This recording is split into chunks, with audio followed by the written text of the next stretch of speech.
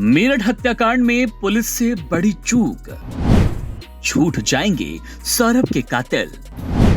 बेटी ने बोला था ड्रम में है पापा।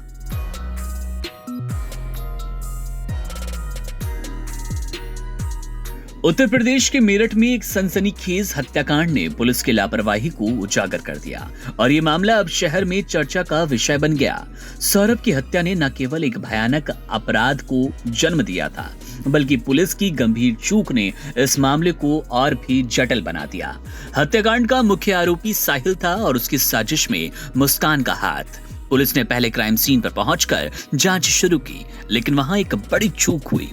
साहिल के कमरे को सील नहीं किया गया। ये एक मामूली सी गलती नहीं थी। इस लापरवाही से साक्ष्य नष्ट होने का खतरा बढ़ गया, जिससे हत्या के राज को सुलझाने में मुश्किलें आ सकती थी। इस मामले में पुलिस की लापरवाही ने एसएसपी को मजबूर किया कि वे इंस्पेक्टर ब्रह्मपुरी के खिलाफ जांच आदेशित करें।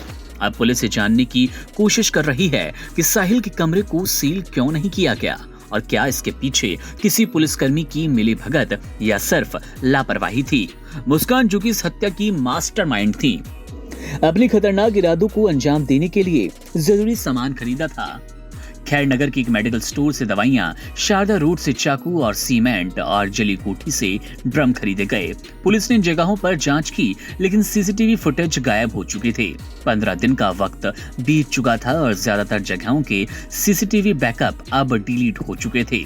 पुलिस को अब एक्सपर्ट की मदद से फुटेज रिकवर करने की कोशिश करनी पड़ी, लेकिन समय के साथ साक्ष्य मिलना कठिन होता गया। सौरभ की पोस्टमार्टम रिपोर्ट ने हत्या की भयावहता को स्पष्ट किया। रिपोर्ट के अनुसार सौरभ को चाकू से 3 बार वार किए गए, उसकी गर्दन बेरहमी से काटी गई और दोनों हाथ कलाई से काट दिए गए। ये एक साधारण हत्या नहीं थी, ये किसी गहरे शत्रुता और दुर्भावना का परिणाम था। रिपोर्ट में यह भी बताया गया कि सौरभ को कोई बेहोशी की दवा नहीं दी गई थी और न ही उसके शरीर में जहर के संकेत मिले। जांच की प्रक्रिया में पुलिस ने मामला शिमला तक ले जाने का फैसला किया और उन्हें कुछ अहम सुराग मिलने की उम्मीद थी, लेकिन उससे बड़ा सवाल ये था कि जब साक्ष्य नष्ट हो रहे थे तब पुलिस साहिल के कमरे को सील क्यों ना कर पाई।